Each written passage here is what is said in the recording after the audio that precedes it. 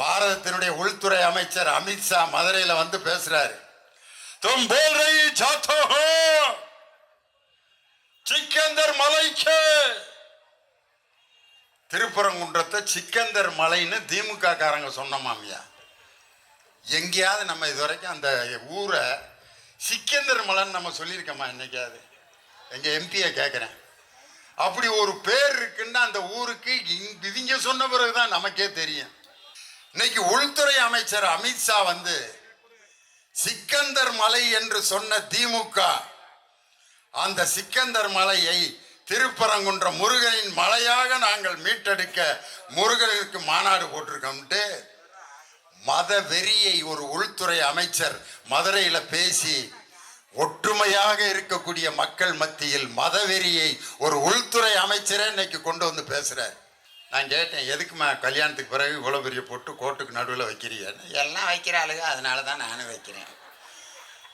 இன்னொரு அக்காட்ட கேட்டேன், எதுக்குக்காக பொட்டு பெருசு பெருசா வைக்கிறேன்? இதையும் வைக்கலன்னா 5 வயசு சைக்கிள் எடுத்துக்கிட்டு பின்னாடியே தெரியுறானுங்க, அவனுங்கள்ட்ட இருந்து தப்பிக்கிறதுக்கு தான் இந்த பொட்டை பெருசு பெருசா வச்சு ஏற்கனவே நான் இன்னொருத்தனுக்கு வாக்கப்பட்டவடா விரட்டிக்கிட்டு திரியிறாங்கன்ட்டு திருப்பி திருப்பி காட்டிக்கிட்டு இருக்கேன். பொண்ணு பார்க்க வர்றப்ப கூட அந்த பொண்ணு வாயை திறந்து பேர் கேட்டா சொல்லக்கூடாது. உன் பேர் என்னம்மா அப்படிம்மா மாப்பிள்ளை வீட்டுக்காரன். பொண்ணை வர சொல்லுங்க, காப்பியை கொண்டுட்டு இப்படியே வரும். வாமா உன் பேர் என்ன? லட்சு. லட்சு பேரை சொல்லுமா? லட்சு. லட்சுன்னு என்னையா பேர் வச்சிருப்பாங்களா ஐயா? இல்லைங்க, லட்சுமி. புள்ள வெக்கப்பட்டுக்கிட்டு முழுசா சொல்ல முடியாம லட்சு லட்சுன்னு சொல்லுது. நல்ல வேளை நான் தும்முதாக்குன்னு நினைச்சு பயந்துட்டேன்னாரு. புருஷன் கண்ட மணிக்கு திட்டுவேன் அந்த பொண்ணை மனைவிய, போடி உன்னெல்லாம் கட்டினதுக்கு பேசாம இருந்திருக்கலாம் அப்படி அப்படின்னு திட்டுறான். அதுக்கு சில பேர் எப்படி திட்டுவாங்கன்னா புருஷனுக்கு சமமா சத்தம் போடுவாங்க. என்னையா ஏன் அப்படி சத்தம் போடுற? பொம்பளைனா உனக்கு அவ்வளோ இலக்காரமா?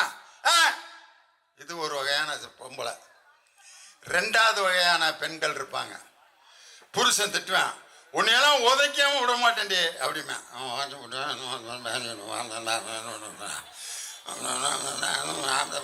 என்ன பேசுறாங்கன்னே கண்டுபிடிக்க முடியாது. இது 2வது வகை. இதுல ஒரு 5-6 பேர் சிரிக்கிறாங்க, அது அந்த வகையா தான் இருப்பாங்க போல இருக்கு. 3வது வகை ஒன்று இருக்கேன். புருஷன் எவ்வளவு திட்டினாலும் உன்னைய நான் கத்தி எடுத்து 2 வெட்டாம விட மாட்டேன்டே, உன்னையால தாண்டி இந்த குடும்பம் நாசமா போச்சு அப்படிமா. எந்த அசைவும் இல்லாம இந்த இங்க பாரு பேத்திருவே மூஞ்சி அப்படிமா அப்பயும் இந்த அப்படியே உட்காந்துருக்கு. இதுதான் ரொம்ப ஆபத்தான பொம்பளை. புருஷனை எந்த நேரம் வேணாலும் விஷம் வச்சு கொண்டுருவாயா. இந்த புள்ள பேக்கிற உரிமையா ஆம்பளைகளுக்கு இயற்கை கொடுத்துருந்தா என்ன ஆயிருக்கேன்? ஒருத்தனாவது 3 மாசம் பிள்ளைய வகுத்துல வச்சிருப்பான்னு நினைக்கிறீங்க? இதை எவன்டா சமைப்பேன்? டாக்டரை கூப்பிட்டு இதை அறுத்து எரியா, நம்மளால இதை தூக்கிட்டு திரிய முடியாது, 10 மாசம் இதை வேற தூக்கிட்டு திரியறதான். வீட்டுக்காரரு வேலைக்கு போயிட்டாரு. அந்த அம்மா வீட்டுக்காரரோட நம்பரை போட்டு நம்ம வீட்டுக்கார்ட்ட பேசலாம் அப்படின்ட்டு நம்பரை போட்டுருச்சு. போட்டோன்னா என்ன பதில் வந்துச்சு தெரியுமா?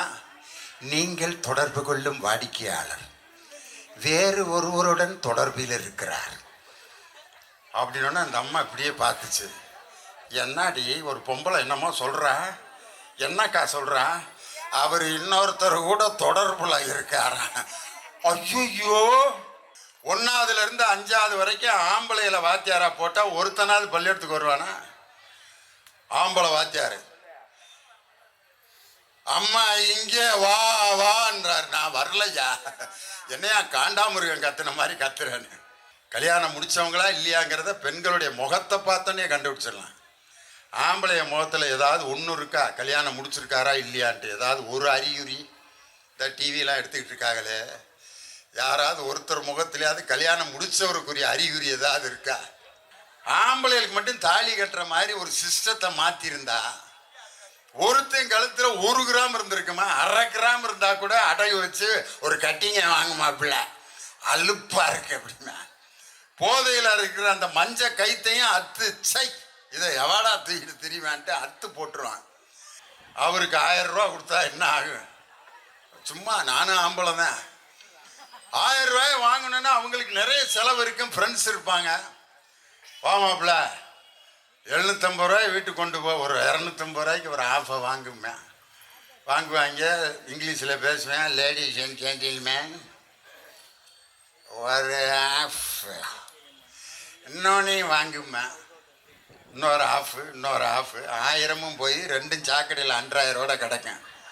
யார் உலகத்தை முதலில் சுற்றி வருகிறீர்களோ அவர்களுக்கு தான் இந்த ஞானப்பழம் அப்படின்னா, முருகன் மயில் எடுத்துக்கிட்டு உலகத்தை வேகமாக சுற்றிட்டு வர்றார். அவருடைய அண்ணன் விநாயகர் பார்த்தீங்கன்னா இவ்வளோ பெருசு உடம்பு. அவர் என்னைக்கு போய் உலகத்தை சுற்றுறது, அவ்வளோ பெரிய உடம்பை தூக்கிட்டு அவர் உடனே ஒரு ஐடியா பண்ணுறார். நாரதர்கிட்ட வந்து கேட்குறாரு, உலகம்னா என்ன, அம்மையப்பன் என்றால் என்ன? உடனே அந்த நாரதர், உலகம்னாலும் அப்பா அம்மானாலும் ஒன்று தான், அப்படின்னா என்னுடைய அப்பா அம்மாவை சுற்றினா உலகத்தை சுற்றினதாகத்தான அர்த்தம்னு சொல்லி அவங்க அப்பா அம்மாவை சுற்றிட்டு ஞானப்பழத்தை வாங்கி சாப்பிட்டுக்கிட்டு இருப்பார். யார்? விநாயகர். முருகன் கோபமாக வருவார், எங்கே எனக்கு ஞானப்பழம், உங்கள் உடனே வாங்கி சாப்பிட்டுக்கிட்டு இருக்காயா? உடனே அவருக்கு கோபம் வந்து, எனக்கு ஞானப்பழம் தரவில்லைன்னு கோச்சிக்கிட்டு அன்னைக்கு பழனிமலையில் போய் தனக்கென்று ஒரு தனி உலகத்தை அமைத்தவர் முருகன். அந்த முருகன் பெயரை கொண்ட ஆறுமுகம். அன்னைக்கே மாநில சுயாட்சிக்கு குரல் கொடுத்த முதல் கடவுள் யாருன்னா நம்ம தமிழ் கடவுளான முருகன் தான். அந்த முருகனுடைய பெயரை தாங்கிய ஆறுமுகன் தலைமையில் இன்னைக்கு பொதுக்கூட்டம் நடக்குது. ஒரு வார்டு செயலாளர் கூட 15 பேரோட வர்றான், நெஞ்ச வடைச்சிக்கிட்டு. யாரா அவரு? என்ன மத்திய அமைச்சரா? அப்படி இல்லையா, 6வது வார்டு செயலாளர். 6வது வார்டு செயலாளர் 20 பேரோட நெஞ்ச வடைச்சிக்கிட்டு வராரு.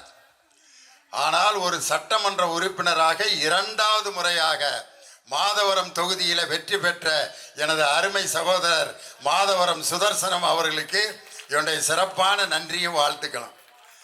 நம்ம சகோதரியெல்லாம் அப்படியே நான் வர்றப்போ ஒரு அம்மா அப்படியே பார்த்துச்சு, இவன் டிவியிலே 1.5 மணி நேரம் பேசுவானே, இந்த ஆள் எப்போக்கா பேசி முடிக்கிறது, நம்மளுக்கு இந்த சீலையும் மிஷினையும் கொடுக்க போகிறாங்க, இவரை யாரையா கூட்டிகிட்டு வந்தது அப்படின்னு நினைப்பீங்கன்னு நான் நினச்சேன். ஆனால் ஒரு வயசான பாட்டி வாயில் பல்லே இல்லை, அவ்வளோ சந்தோஷமாக சிரிக்கிறாங்க. வாழ்க்கையில் இன்னைக்கு பெண்கள் மகிழ்ச்சியாக இருக்கக்கூடிய ஒரே ஆட்சி நம் திராவிட மாடல் முதல்வர் மு.க. ஸ்டாலினுடைய ஆட்சியில தான் இன்னைக்கு சகோதரிகள் மகிழ்ச்சியா இருக்காங்க. ஆனா நம்ம மணலியில் இருக்க நம்ம சகோதரிகளை பார்த்தா, அவரும் முரசொலி மூர்த்தி என்னென்னமோ குரல்ல எல்லாம் பேசி மேஜையெல்லாம் குத்தி பார்த்தாரு, எல்லாம் இந்த இப்படியே உட்காந்துருக்குது, நீ மேஜை எத்தனை தடவை குத்துனா எனக்கு என்னையா அப்படின்ட்டு ஒருத்தரும் கைத்தட்டில் ஒரு மாதிரி உட்காந்துருக்காங்க. இவங்கள்ட்ட எப்படியா நம்ம பேச போகிறோம் அப்படின்னு நான் நினச்சேன். ஆனால் இன்னைக்கு நான் வந்த பிற்பாடு இந்த மலர்ந்த முகத்தை பார்த்தோன்னே தான் எனக்கு நம்பிக்கை வந்திருக்கு, ஏதோ கொஞ்ச நேரம் நம்ம பேசலாமியான்ட்டு.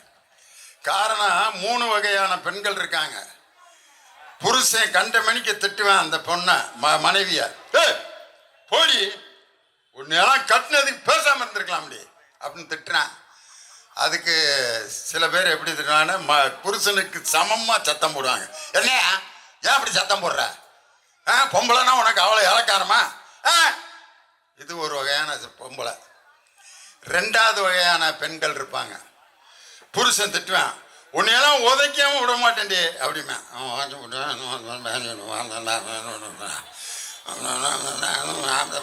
என்ன பேசுகிறாங்கன்னே கண்டுபிடிக்க முடியாது. இது 2வது வகை. இதில் ஒரு 5-6 பேர் சிரிக்கிறாங்க, அது அந்த வகையாக தான் இருப்பாங்க போல இருக்கு. 3வது வகை ஒன்று இருக்கேன், புருஷன் எவ்வளோ திட்டினாலும் உன்னைய நான் கத்தி எடுத்து 2ஆ வெட்டாம விட மாட்டேன்டே, உன்னையால தாண்டி இந்த குடும்பம் நாசமாக போச்சு அப்படிமா, எந்த அசைவும் இல்லாமல் இந்த இங்க பாரு பேத்திருவே மூஞ்சி அப்படிமா, அப்பயும் இந்த அப்படியே உட்காந்துருக்கு. இதுதான் ரொம்ப ஆபத்தான பொம்பளை. புருஷனை எந்த நேரம் வேணாலும் விஷம் வச்சு கொண்டுருவாயா. இந்த அமைதியாக இருக்கிறவங்க தான் நாட்டில் பெரிய பஞ்சாயத்து. ஆனால் எங்கள் சகோதரிகள் அவ்வளோ மகிழ்ச்சியாக இருக்காங்க. நீங்கள் உங்களுடைய பார்வை பூரா இங்கே இந்த பக்கம்தான் இருக்கு, என்னைய யாருமே பார்க்கல. அப்படியும் என்னைய ஒரு பார்வை, இதை ஒரு பார்வை. காரணம் என்னன்னா, இது நமக்கு தான் கொடுக்க போகிறாங்க அப்படிங்கிற ஒரு ஆசை இருந்தாலும் இந்த சுதந்திர தினத்தன்னைக்கு கொடியேற்றுறதுக்கு வரிசையா ஒரு மேஜையில் லட்டு ஜாங்கிரி ஸ்வீட்லாம் வச்சிருப்பான். மாணவர்களுக்கு கொடி ஏற்றிட்டு அதை கொடுக்கறதுக்காக வச்சிருப்பான்.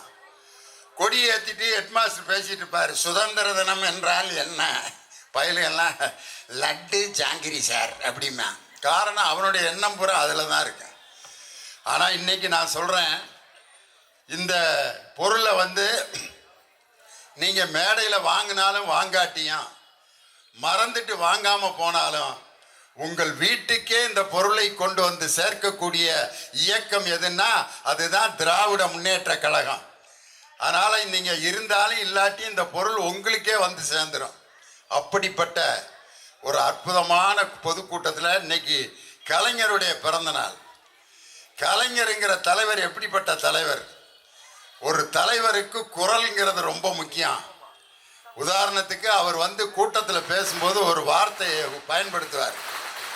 அந்த வார்த்தை எப்படிப்பட்ட வார்த்தை? அந்த வார்த்தையை கேட்டு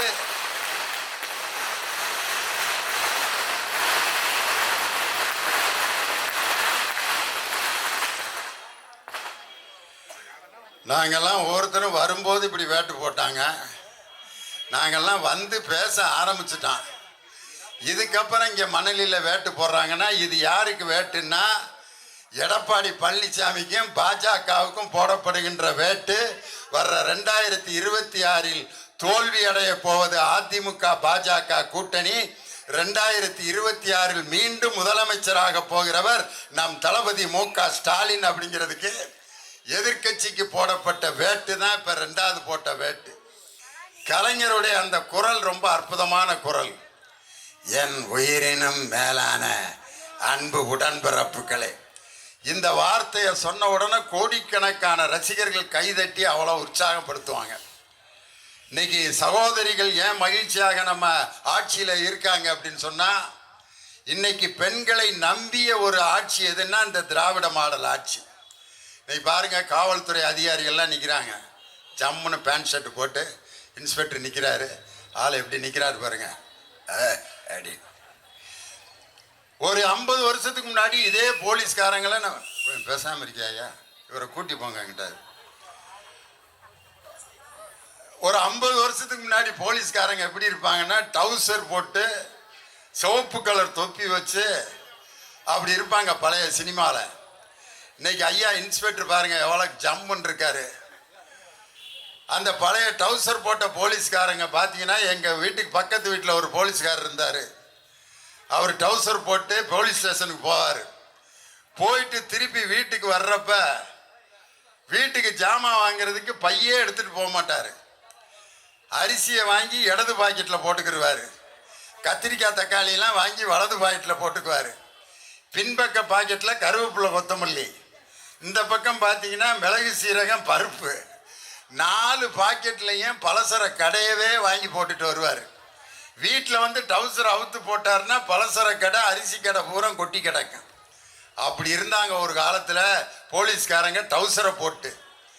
இன்னைக்கு அந்த டவுசர் போட்ட போலீஸ்காரங்களை யாரும் மதிக்க மாட்டேங்கிறாங்கன்னு சொல்லி போலீஸ்காரர்கள் பேண்ட் போடணுங்கிற அரசு ஆணையில் கையெழுத்து போட்ட தலைவர் முத்தமிழறிஞர் டாக்டர் கலைஞர். இன்னைக்கு இந்த காவல்துறை அதிகாரிகள்லாம் அவங்க போலீஸ் ஸ்டேஷனில் போனோன்னா ஒரு பெரிய கண்ணாடி இருக்கான். அதில் போய் நின்று இப்படி தொப்பி அந்த அப்படின்ட்டு அந்த பெல்ட் அப்படி ஆனால் அப்படி சூப்பர் ஸ்டார் மாதிரி பாஷா அலெக்ஸ் பாண்டியன் அப்படிங்கிற மாதிரி அப்படி ஜம்முன்னு நிற்கிறாங்கன்னா, ஒரு போலீஸ்காரங்களுக்கு மரியாதை கொடுத்து அவர்களுக்கு முழு பேண்ட் போடணுங்கிற ஜீவோவில் கையெழுத்து போட்ட தலைவர் முத்தமிழறிஞர் டாக்டர் கலைஞர். ஆண்கள் மட்டும்தான் போலீஸ் வேலை பார்க்க முடியுங்கிற நிலையை மாற்றி பெண்கள் கூட போலீஸ் வேலையை பார்க்க முடியுங்கிற, பெண்களையும் காவல்துறையில் பணியாற்றலாம்ங்கிற அரசாணையை பிறப்பித்தவரும் முத்தமிழறிஞர் டாக்டர் கலைஞர் தான். ஒரு பொம்பளை பிள்ளைன்னா குனிஞ்சதலை நிமிராமல் நடக்கணும், யாருக்கிட்டையும் வாய் திறந்து பேசக்கூடாது, ஆம்பளைய முன்னாடி உட்காரக்கூடாது. அப்படிலாம் இருந்த காலம் போய் இன்னைக்கு இந்த மணலியில் பாருங்க, ஆம்பளை பூரா கையை கட்டி நின்றுக்கிட்டு இருக்காங்க. எங்க சகோதரிகள்லாம் ஜம்முன்னு சேர்ல உட்காந்துருக்கீங்கன்னா இதுதான் திராவிட மாடல் ஆட்சி செய்த மிகப்பெரிய சாதனை. ஒரு பெண் வந்து கையை கட்டி உட்காந்துருக்கணும், வாயை திறந்து யார்கிட்டையும் சத்தமா பேசக்கூடாது. பொண்ணு பார்க்க வர்றப்ப கூட அந்த பொண்ணு வாயை திறந்து பேர் கேட்டா சொல்லக்கூடாது. உன் பேர் என்னம்மா அப்படிமா மாப்பிள்ளை வீட்டுக்காரன். பொண்ணை வர சொல்லுங்க, காப்பியை கொண்டுட்டு இப்படியே வரும். வாமா உன் பேர் என்ன?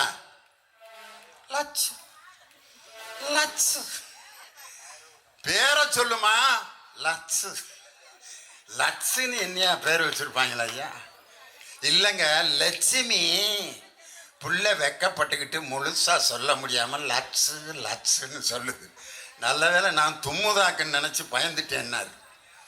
ஒரு பெண் சத்தமா தன்னுடைய பேரை சொன்னா கூட அது அடக்க ஒடுக்கம் இல்லாத பெண் அப்படின்னு முத்திரை குத்தின காலம் போய் இன்னைக்கு பார்த்தீங்கன்னா காவல்துறையில எஸ்பியா ஐஜியா ஒரு பெண் பேண்ட் ஷர்ட் போட்டு ஷூ போட்டு ஆண்களுக்கு நிகராக நின்று ஒருவரை காவல்துறை காவல் செய்கிறார்கள் என்றால் இந்த துணிச்சலை பெண்களுக்கு கொடுத்த தலைவர் முத்தமிழறிஞர் டாக்டர் கலைஞர்.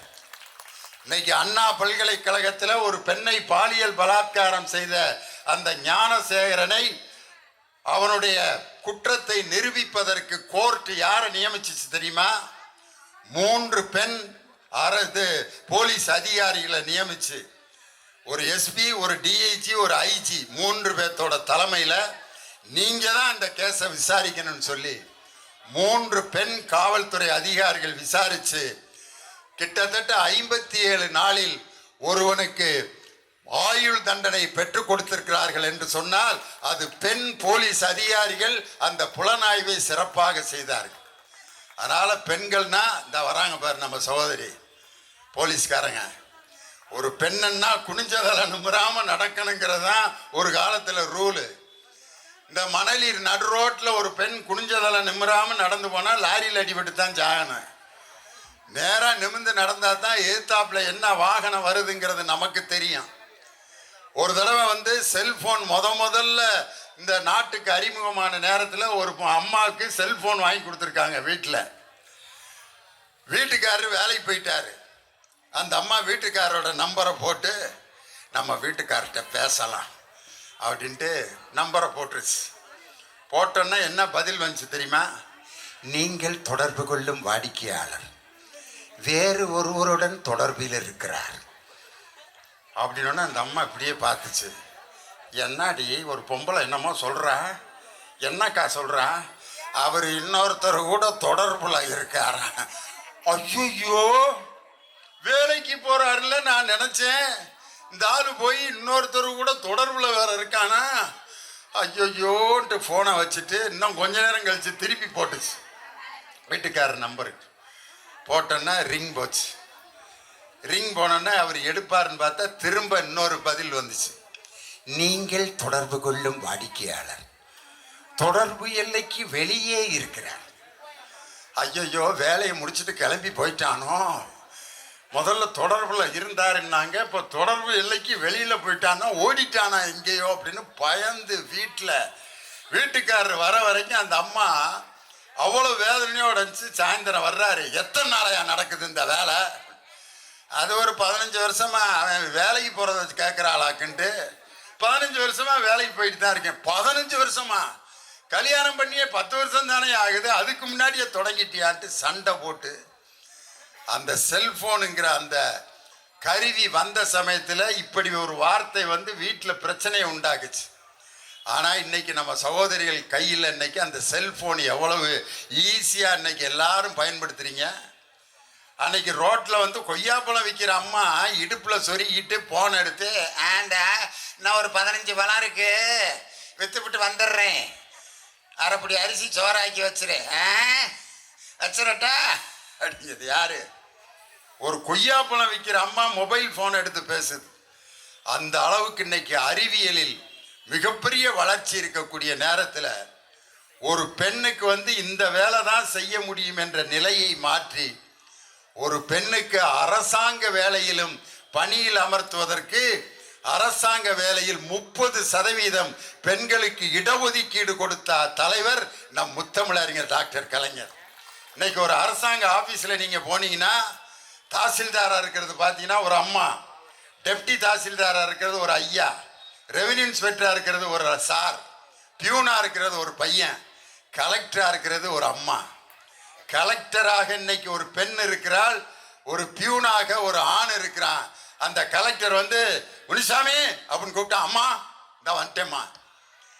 ஒரு பெண்ணால் கலெக்டராகவும் முடியும் அப்படிங்கிறதை நிரூபித்து காட்டிய ஆட்சி நம் திராவிட மாடல் ஆட்சி.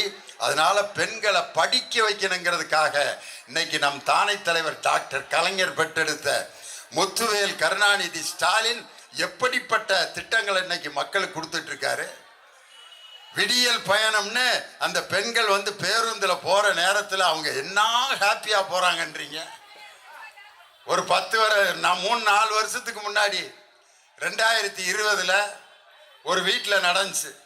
கல்யாணத்துக்கு புறப்பட்டுக்கிட்டு இருக்காங்க புருஷன் பொண்டாட்டி 2 பேரும்.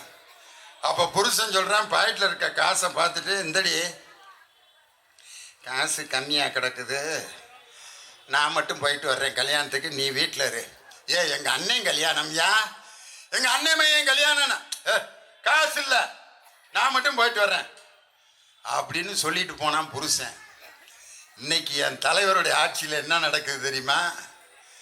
நான் போகலடி கல்யாணத்துக்கு, டிக்கெட்டுக்கு காசு கேட்குறாங்க, நீயும் எங்கள் அம்மாவும் போயிட்டு வாங்க அப்படின்ட்டு தன்னுடைய அம்மா மாமியாரும் மருமகளும் இன்னைக்கு பஸ்ஸில் கல்யாணத்துக்கு போகிறாங்க. ஆம்பளை போக வேண்டிய கல்யாணத்துக்கு ஒரு பெண்ணும் ஒரு வயதான அம்மாவும் போய் அந்த கல்யாணத்தில் ஆண்கள் நிற்க வேண்டிய இடத்துல கம்பீரமாக ஒரு பெண்ணை நிற்க வைத்த ஆட்சி நம் தளபதி மு.க. ஸ்டாலினுடைய ஆட்சி.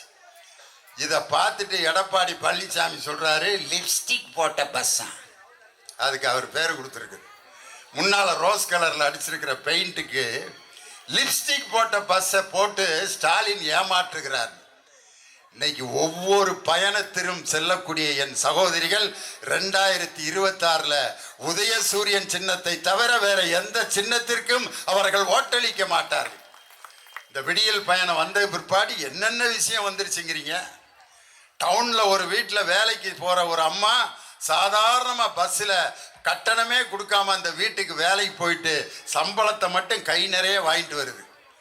மாசத்துக்கு ஒரு 10,000 ரூபா சம்பளம் வாங்கின அம்மா பஸ்ஸுக்கு 3000 ரூபா போக 6000 ரூபா மிஞ்சிச்சு.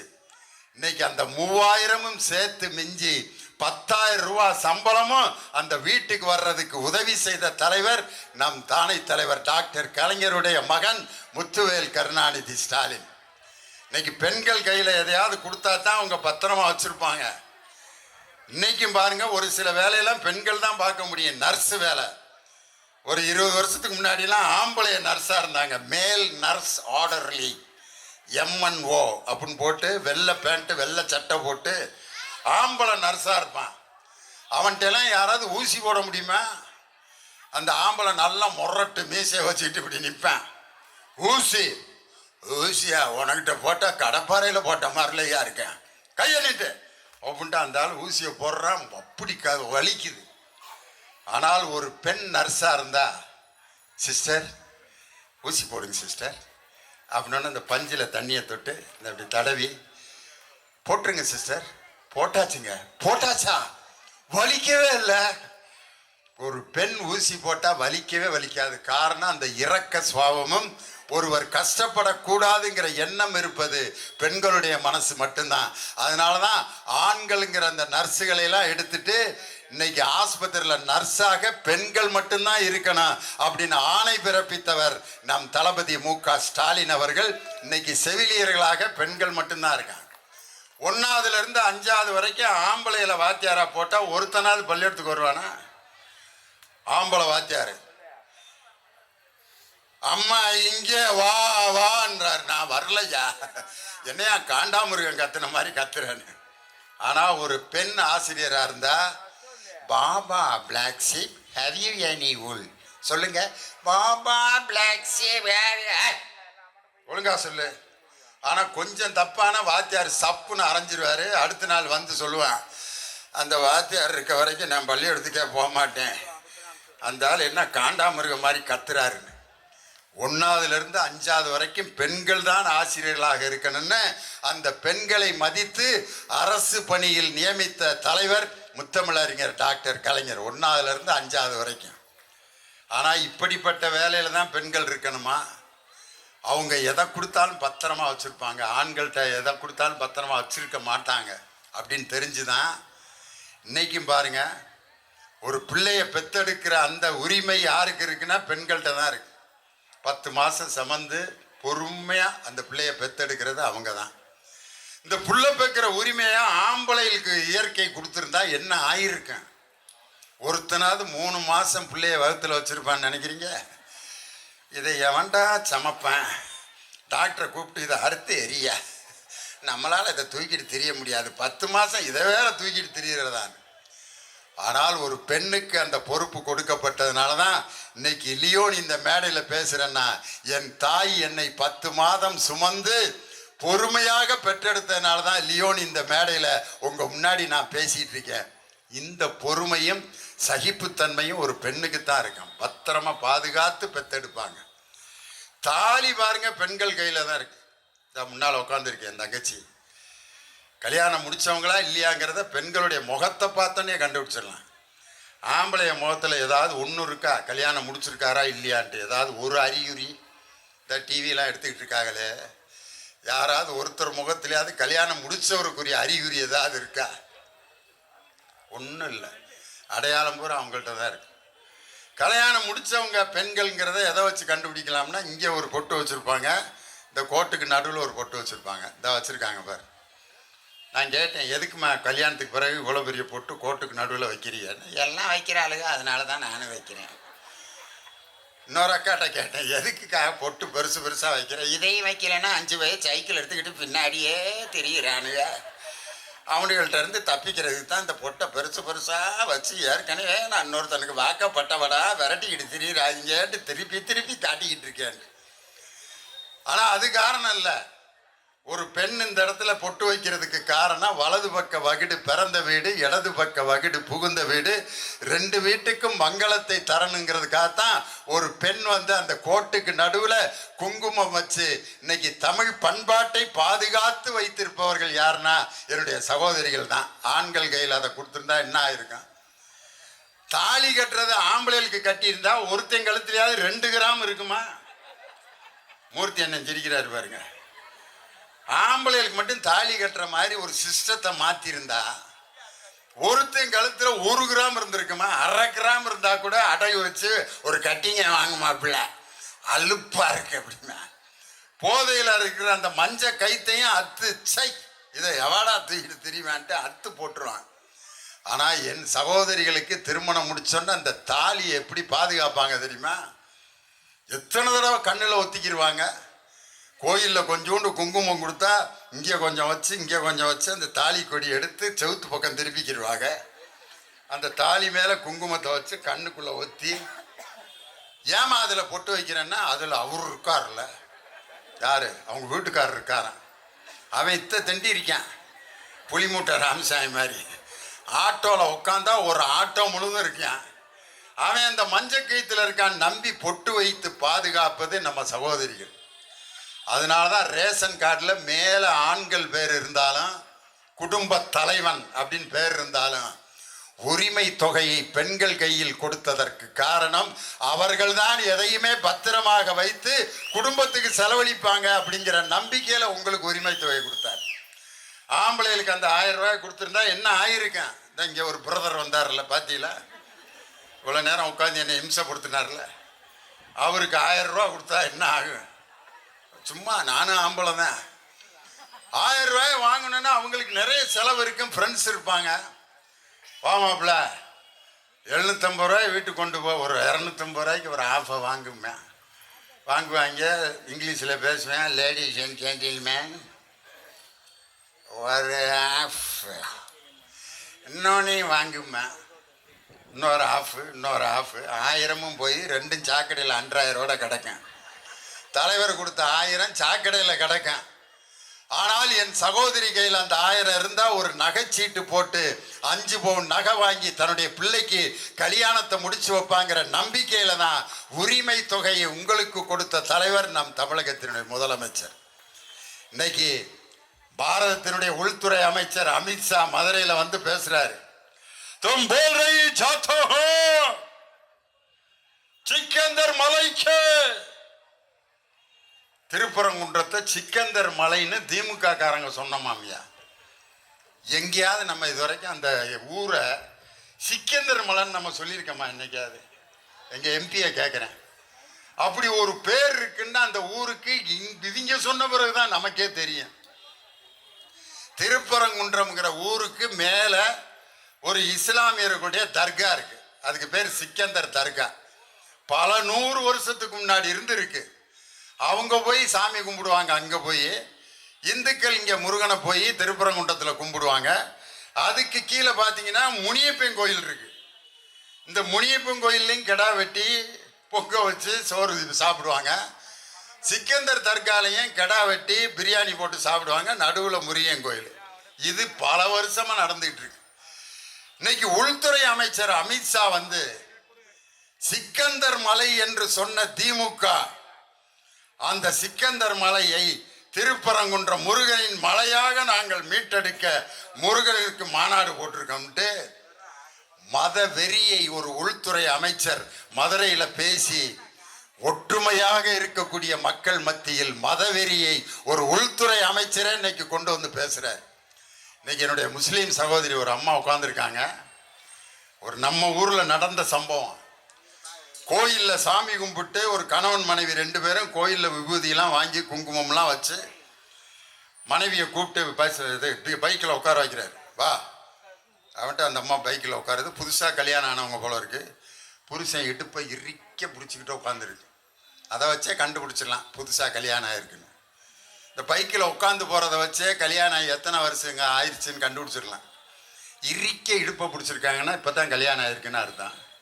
இந்த சட்டையில் இருக்க அந்த காலரை மட்டும் பிடிச்சிட்டு உட்காந்துருக்குன்னா 2 வருஷத்துக்கு மேலே ஆயிடுச்சுன்னு அர்த்தம். போவோம் முகரைக்கு இடுப்பை வேற பிடிக்கணுமாக்கம். தொப்பையே தண்டி இருக்குது. இந்த பேண்ட்டில் இருக்க கொக்கியில் விரலை மாட்டிட்டு உட்காந்துருக்குன்னா கல்யாணம் ஆகி 5 வருஷம் ஆச்சுன்னு அர்த்தம். பின்னாடி கம்பியை பிடிச்சிட்டு உட்காந்துருக்குன்னா 10 வருஷத்துக்கு மேலே ஆயிடுச்சுன்னு அர்த்தம். கம்பியே பிடிக்காம உட்காந்துருக்குன்னா 15 வருஷம் ஆச்சுன்னு அர்த்தம். ஏன்னா உளுந்தா 2 பேரும் சேர்ந்து சாவம் இனிமையா வாழ்ந்து என்ன வாழாம இருக்கும். ஒரு அம்மா சொல்லுது அது கம்பியை பிடிக்காம உட்காந்துருக்கும் போல. பின்னால் உட்காந்து இடுப்பை பிடிச்சிட்டு புதுசாக கல்யாணம் ஆன அந்த கப்புள் வர்றாங்க. அந்த அம்மாவோட சேலை அந்த இது பைக்கில் இருக்க சக்கரத்தில் சுத்திருச்சு. சுற்றி அந்த சேலை முழுவதும் சக்கரத்தில் சுத்திருச்சு. அந்த அம்மாவோட சேலை இல்லாமல் வெறும் ஜாக்கெட்டோட நிற்கிற அம்மா. அந்த பிள்ளை உடனே வெக்கப்பட்டு இந்த கை 2ஐயும் இப்படி பொத்திட்டு இறங்கி நிற்கிது. அப்போ என்னுடைய சகோதரி மாதிரி ஒரு இஸ்லாமிய பெண் ஒரு 2 வீலரில் வர்றாங்க. அவங்க தலையில் அப்படி ஒரு முக்காடு மாதிரி போட்டிருக்காங்க, புர்கா அதுக்கு பேர்.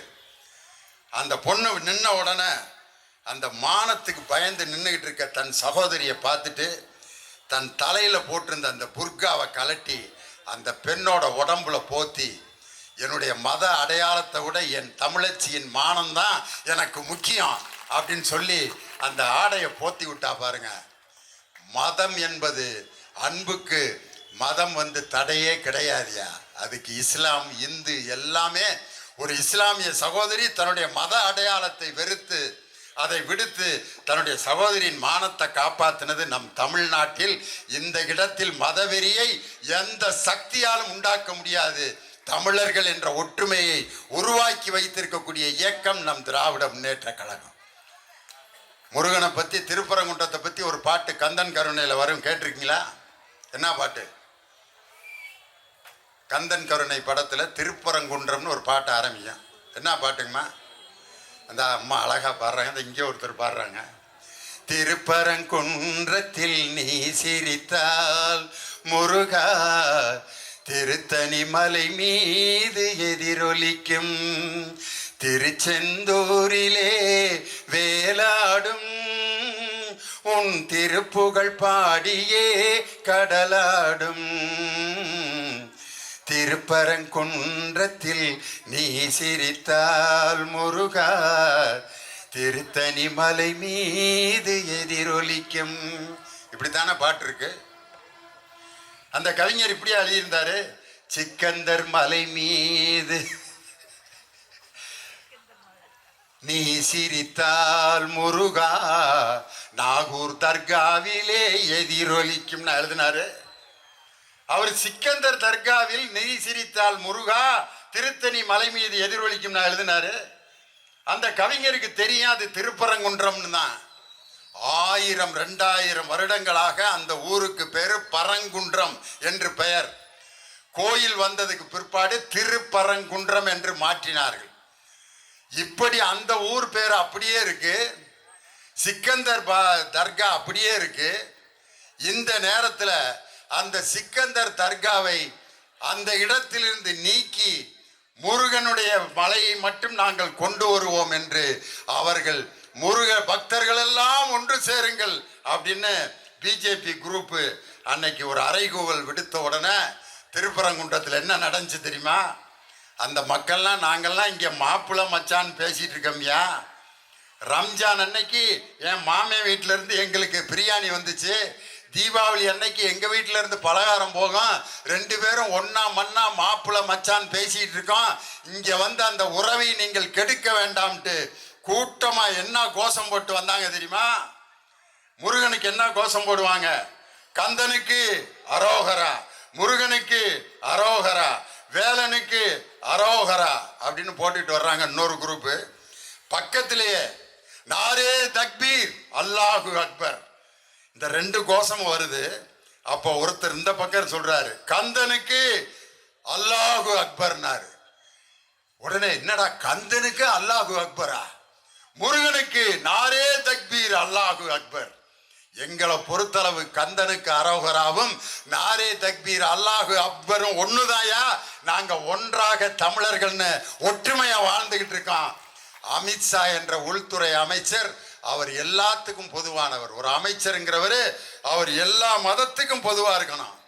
நான் வேலை பார்த்தது ஒரு கிறிஸ்துவ ஸ்கூல், சென்ட் மேரி ஸ்கூல். அங்க உள்ளுக்கையே சர்ச் இருக்கும். நான் ஒரு கிறிஸ்தவ மதத்தை சேர்ந்தவன் தான். என்னுடைய தலைவர் தளபதி மு.க. ஸ்டாலின், நம் தமிழகத்தினுடைய முதலமைச்சர், எல்லா மதத்துக்கும் பொதுவானவர்ங்கிறத எந்த இடத்துல நிரூபிச்சு காட்டினாரு? முருகனுடைய மாநாடு பழனியில நடந்தது.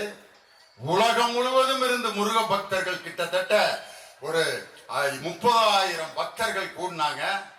அந்த மாநாட்டுக்கு தொடக்க உரை ஆற்றி மாநாட்டை தொடக்கி வைத்தவர் நம் தமிழகத்தினுடைய முதலமைச்சர் மு.க. ஸ்டாலின். அந்த மாநாட்டு மலருக்கு அணிந்துரை எழுதி அதுல கையெழுத்து போட்டிருக்காரு மு.க. ஸ்டாலின். இன்னைக்கு இதுவரைக்கும் 4 ஆண்டுகளில் 3000 கோயில்களுக்கு கும்பாபிஷேகம் நடத்தப்பட்டிருக்கிறது என்று சொன்னால் இந்துக்களுக்கு விரோதமான கட்சியா திராவிட முன்னேற்ற கழகம்? இன்னைக்கு இந்துக்களுக்கு ஆதரவான கட்சி மட்டுமல்ல, இந்துக்களுக்கு அவருடைய மத அடையாளங்கள், அவர்களுடைய மத வழிபாடுகள் அனைத்திற்கும் துணை நிற்கக்கூடிய ஒரு ஆட்சி எது என்று சொன்னால் எங்கள் தளபதி மு.க. ஸ்டாலின் அவர்களுடைய ஆட்சி தான். ஆனால் இந்த அமித்ஷா கம்பெனி இங்க வந்து நம்மை மதத்தால் பிரிக்கின்ற அந்த சூழ்ச்சியை முறியடிக்கக்கூடிய பெரியாரின் பேரனாக எங்கள் தளபதி மு.க. ஸ்டாலின் நம்மை தமிழர்களாக ஒன்றுபடுத்தி வருகிற 2026 மீண்டும் தமிழகத்தின் முதலமைச்சராக பொறுப்பேற்று மத ஒற்றுமையின் பாதுகாவலனாக, சமூக நீதியை நிலைநாட்டுபவராக, சமத்துவத்தை உருவாக்குபவராக, பெண்களுடைய கல்வியிலும் செல்வத்திலும் வீரத்திலும் பெண்களை வளர்க்கக்கூடிய ஒரு தலைவராக மீண்டும் அவர் முதலமைச்சராக பொறுப்பேற்பார் என்று சொல்லி, உதய சூரியன் என்றும் ஓய்ந்ததாக வரலாறு இல்லை என்று சொல்லி மீண்டும் தமிழகத்தின் முதல்வராக நம் தளபதி மு.க. ஸ்டாலின் அவர்களை உருவாக்குவோம் என்று சொல்லி உங்களிடமிருந்து விடைபெறுகிறேன். நன்றி, வணக்கம்.